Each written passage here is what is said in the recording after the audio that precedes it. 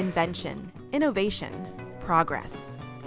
These words are often linked with a period of time when advancements in technology, travel, and communication transformed everyday life.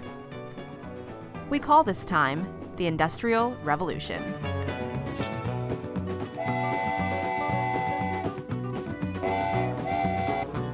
Before the Industrial Revolution, clothing, machines, and other goods were made by hand in the homes and small businesses of citizens. Crafting goods took time and effort, and the process was often slow. Over time, people began to create new machinery that would make the work more efficient. After all, creating more goods in a shorter amount of time meant more money. Our story begins in Britain from the 1760s to the 1840s. During that time, called the First Industrial Revolution, British businessmen and inventors developed new methods of manufacturing. Manufacture means to make something using large machinery. Inventions such as the water frame, spinning jenny, and the spinning mule transformed the textile or cloth industry. Workers could use these machines to spin fiber into yarn at a lightning pace compared to previous machines. On top of that, new methods of producing better quality iron expanded the steel industry. Meanwhile, people like James Watt were working on something else just as exciting, the steam engine. Soon, everything from factories to new types of transportation were using steam power to work faster and travel farther than ever before.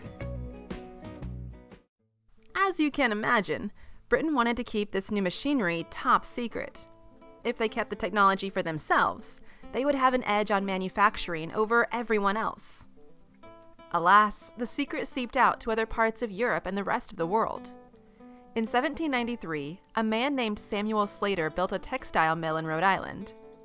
Hailing from jolly old England, Slater brought his newfound knowledge of textile manufacturing across the pond and sparked a second wave of innovation, this time in the United States, a time period that would become known as the Second Industrial Revolution. Before long, textile factories were popping up in cities around the U.S., particularly in the North. These factories were centers of industry, and some serious work violations compared to modern times, that housed all the steps to produce cloth in one place. The factory workers were often women and children who worked long hours under harsh conditions. More on that in just a bit. From the late 1700s into the 1800s, new types of machinery continued to transform everyday life. Agricultural advancements included the cotton gin, which pulled seeds from cotton, as well as the McCormick reaper, the steel-tipped plow, and the thresher, all of which were used in fields to plow, cut grain, and separate it from the stalks. In the transportation industry, steel and steam engines were king. Railroad lines began crisscrossing the country, accompanied by roads and canals.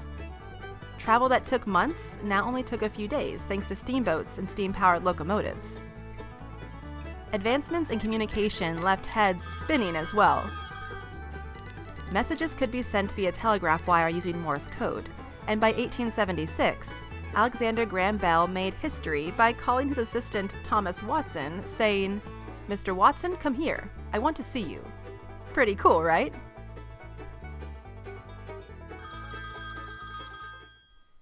Well, what wasn't cool were the working conditions in factories, the rise of enslaved labor and child labor, among other things.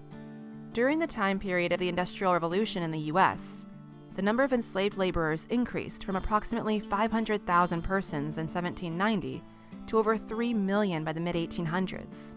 Many of these enslaved persons were forced to work on fields and in homes and suffered greatly under the condition of slavery. Additionally, as towns exploded into busy cities, living and working conditions in these urban areas proved dangerous. Cities were dirty, polluted, overcrowded, and lacked basic housing, sanitation, and even safe drinking water. In factories, the conditions weren't any better. Many of the workers in factories were women and children. They worked up to 12 hours a day, often 6 days a week. They had few rights and could be fired for even the smallest wrongdoing. Vacation time, sick leave, weekends, forget about it. Factories were dangerous places to work. It wasn't uncommon to lose fingers and suffer other injuries while working on large machinery. Sicknesses spread quickly in factories, which lacked access to clean air and basic facilities. Children worked for the lowest wages and were often given the dangerous work of running in between large machinery to fix problems. They worked the same number of hours and days as adults in conditions that left them injured, sick, or worse. In response to these working conditions, labor unions formed to fight for the rights of factory workers, and child labor laws were put into effect. The abolitionist movement to end slavery picked up speed, and the women's rights movement began to gather more support. Change was in the air, after all, in more areas than just the invention of new technologies. People were ready to stand up and fight for their rights, a new revolution of sorts, all to its own.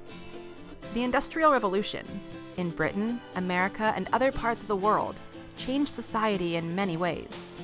It's a complex topic about a groundbreaking time in history that has had lasting impacts, even on our lives today. Hey everyone, thanks for watching. To keep up to date on the newest videos from the channel, make sure to hit the subscribe button down below. I'll see you next time. In the meantime, keep pursuing history.